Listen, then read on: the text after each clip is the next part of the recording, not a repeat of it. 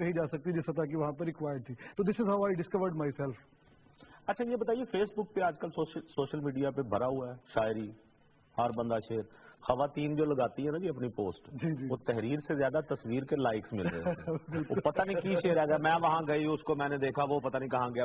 एक शेर GT road होता है, दूसरा माल रोड होता बहुत है, अच्छा। और लाइक्स भरे हुए हैं, कमेंट्स भरे हुए हैं, 500-500 में। साढ़े वर्गा कोई लावे तो 4 लाइक्स नहीं आते। सही गल ये जो फेसबुक पे शायरी आ रही है, जी जी इससे देखे ना, लोगों को एक होता था कि जी हमें कोई मीडिया मुयसर नहीं है, हम कुछ लिखना चाहते हैं, हमें टैलेंट है, हम कहाँ दिखाएं।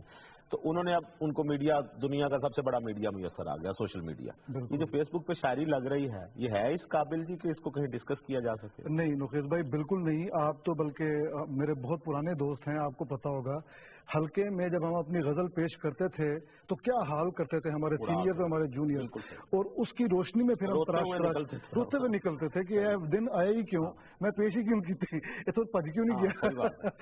तो उसकी रोशनी में, उस तनकीद की रोशनी में, वो जो मजलिसी तनकीद होती थी, दरअसल वो नेमत होती थी हमारी, उस रोशनी में हम तलाश किया करते थे।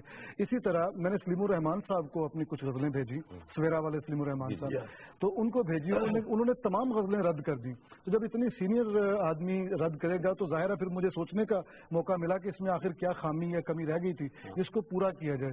फेसबुक एक ऐसी चीज है कि बीच में जो एडिटोरियल कैरेक्टर होता है वो मौजूद नहीं है। आप डायरेक्टली लिखते हैं, छाप देते हैं और वो लोगों तक पहुंच जाता है। बीच में से एडिटर गायब हो गया, बीच में से नकाद गायब हो गया। एडिटर और नकाद तो नहीं होते, लेकिन डिजाइनर होते हैं। वो खवातीन की जो है ना गजलें लेके फिर उसको बड़ा खूबसूरत सा डिजाइन बना के उनको भेजते हैं, फिर वो लिखती हैं इस गजल के लिए मैं नईम भाई की शुक्रगुजार